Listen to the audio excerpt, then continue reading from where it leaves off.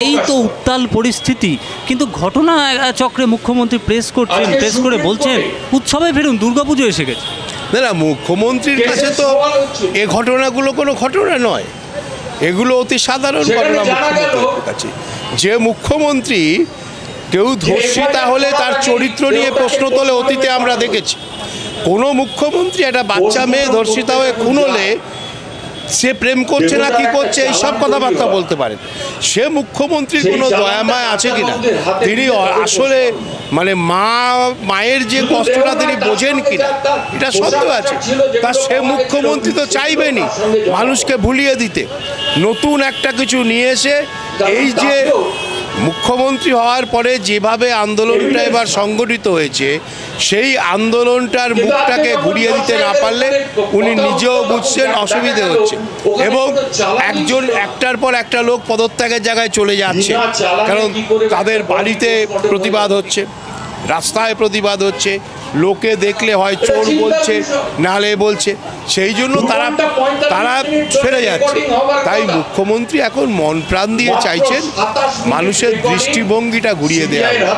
তাই মানুষ যদি পুজোর বাজারে চলে যায়, মানুষ যদি দুর্গাপুজোর আনন্দে মেতে যায়, তাহলে যদি আন্দোলনটা স্তব্ধ হয়ে যায় তাহলে উনি শান্তি পাবেন। তাই এটা হয় না, কারণ মা দুর্গার পুজোটা আমরা যারা হিন্দু সনাতনী সংস্কৃতির মানুষ তারা মাকে পুজো করি অন্যায়ের বিরুদ্ধে লড়াই করার শক্তি জোগায়।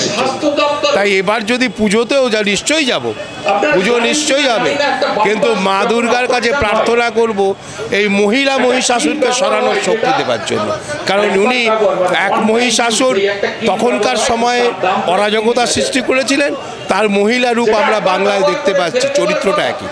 একেবারে সিবিআই আজকে মুখ বন্ধ থামে সমস্তটাই কোর্টে পেশ করলেন, কিন্তু প্রশ্ন উঠলো এই জায়গায় যে ডাক্তারদের একদম সুপ্রিম কোর্ট বললেন 5টার মধ্যে কাজে ফিরতে হবে, নালে বিরূপ প্রতিক্রিয়া পড়ছে এবং রাজ্য সরকারকেই তার সুরক্ষার ব্যবস্থা করতে হবে।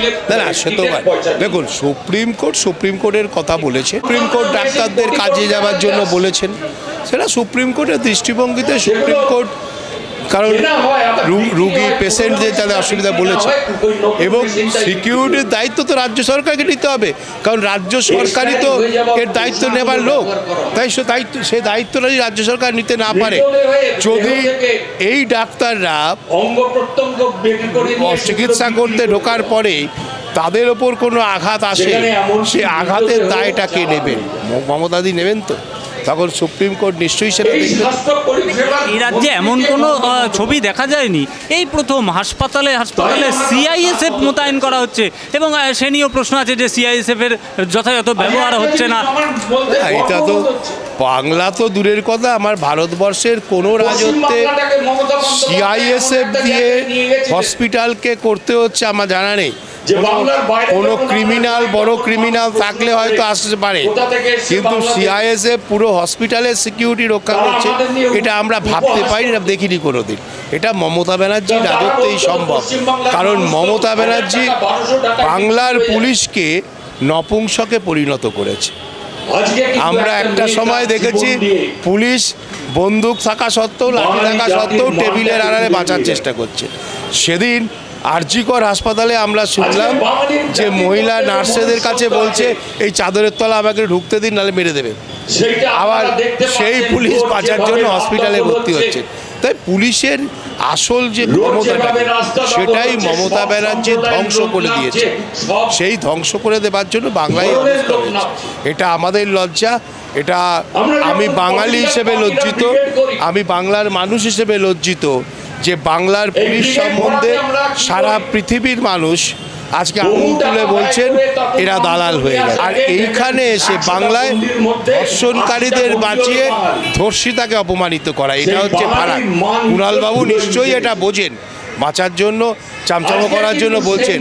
কুণালবাবু বোঝেন যে ভারতবর্ষের কোনো মুখ্যমন্ত্রী কোনোদিন কোনো ধর্ষিতার চরিত্র নিয়ে বলেনি, যেটা এই রাজ্যের মুখ্যমন্ত্রী করেছে।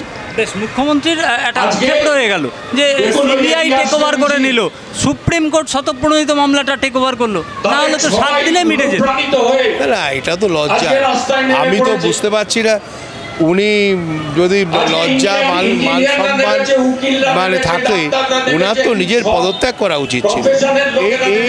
এই যে অসম্মান, এই যে সবাই মিলে রাস্তায় নামা, কাজ করা, এগুলো তো ওনার করা উচিত ছিল। উনি কেন করছেন না জানি না।